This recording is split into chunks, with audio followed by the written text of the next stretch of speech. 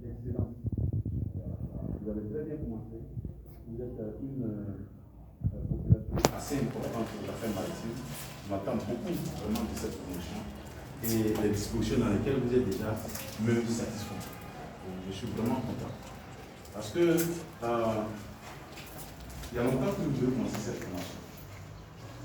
Mais vous avez été patient. Vous avez marqué un respect de la hiérarchie. Vous avez marqué une discipline vraiment de l'armée. Parce que vous avez été aussi encore par la militaire. Et cela me fait vraiment plaisir. Je voulais vous dire ça déjà d'entrée. Et je compte vraiment sur ces dispositions-là que vous avez déjà observées, que tout le temps de la formation, je vais voir des gens effectivement disciplinés. Il y a tellement de choses qui se sont racontées dans les réseaux sociaux partout. Mais vous avez été serein. Parce que vous savez que l'administration ne peut pas se rendre compte de sa propre turpitude. Vous voyez? Donc, vous êtes resté serein. Et vous avez attendu le moment qu'il faut.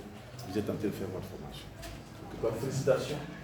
Félicitations pour d'abord votre brillante admission, n'est-ce pas, au concours.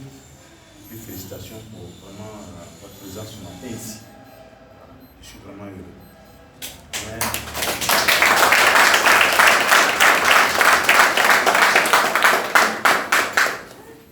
Et je voudrais continuer sur cette lancée pour vous laisser quelques petits conseils qui sont vraiment importants pour vous.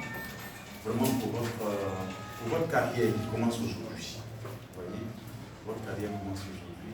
Et je voudrais vous dire, pendant tout le temps que vous serez dans l'administration, il y a un principe. Il y a un principe qu'on appelle le respect de la hiérarchie. Le principe du respect de la hiérarchie. C'est le principe fondamental de l'organisation de l'administration. Dans l'administration, s'il n'y a pas de respect de la hiérarchie, l'administration n'existe pas. Vous voyez? Parce que l'administration est organisée. Est-ce que je peux avoir...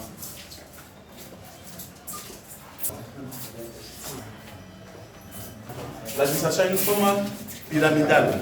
Ici, vous avez le sommet. Et puis ici, la base.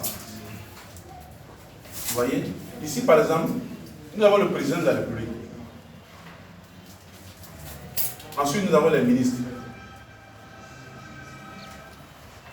Ensuite, nous avons les directeurs. Nous avons les sous-directeurs.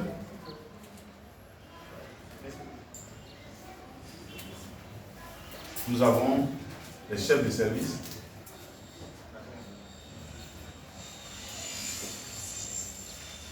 Nous avons les agents. Bon, vous arrêtez là. Hein. Nous avons les agents. Vous voyez, le président de la République, en dessous il y a les ministres, en deuxième ministre il y a les directeurs. Bon, il peut y avoir un directeur général. Bon, sinon directeur, après les directeurs, les sous-directeurs, les chefs de service, etc. Vous voyez, l'administration est organisée comme ça. Lorsqu'une décision quitte ici, c'est une décision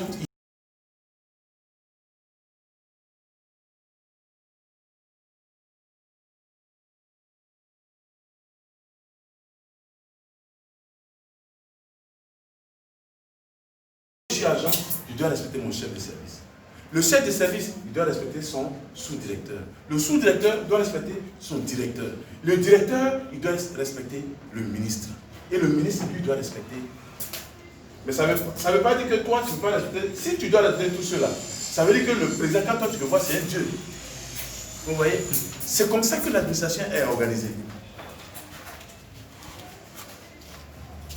Donc, vous voyez, il y a une hiérarchie. Donc, je ne peux pas parler, moi, agent, je ne peux pas parler au sous-directeur sans passer par le chef de service. Vous voyez? C'est-à-dire, avant de parler au sous-directeur, je dois d'abord avoir même la permission du chef de service, qui est mon supérieur hiérarchique premier. Moi, sous-directeur, je ne peux pas parler au ministre. Ce n'est même pas possible. Si je l'ai fait, c'est dans un rêve. C'est-à-dire, je dois me réveiller. Parce que ce n'est pas normal que moi, sous-directeur, je parle au ministre. Ce n'est pas possible. Alors que le directeur est là. C'est-à-dire, s'il y a une préoccupation, je vais soumettre ça à mon directeur. Et c'est le directeur qui va remonter au ministre. Mais qu'est-ce qu'on constate aujourd'hui dans l'administration? On se permet tout. C'est-à-dire, si mon chef là, si moi je ne suis pas content de lui, je vais aller parler à son supérieur. Non, monsieur, c'est pas possible. On peut comprendre qu'il y a des aménagements qui sont prévus dans l'administration, qui peut faire qu'un chef de service peut parler à un directeur. C'est vrai. Mais ça, ce sont des aménagements techniques. Mais dans la réalité, en tant que chef de service, je ne peux pas parler au ministre sans passer par le directeur. Le respect de la hiérarchie. Vous, par exemple, vous êtes doublement exposé à ce principe.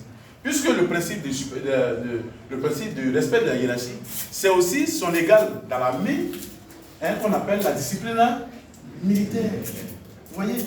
Donc vous êtes astreint d'abord à la discipline militaire et astreint également au respect de la hiérarchie. Ça fait deux principes fondamentaux qui gouvernent votre existence dans l'administration. Vous êtes non seulement des fonctionnaires, mais vous êtes également des parents militaires. Vous avez deux principes.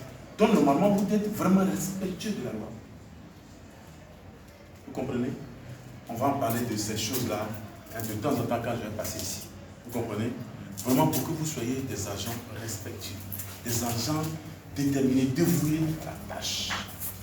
On a besoin vraiment d'une crainte de l'administration. Vous voyez? Et c'est vous. Je voudrais que vous preniez acte de tout ce que je suis en train de faire. Ok? C'est bon? On peut compter sur vous. En tout cas, je suis très content de vous. Je suis content de vous. Je voulais ce matin vous le manifester, vraiment dans la parole. En tout cas, je suis très content de vous. Bonne formation et que Dieu vous bénisse.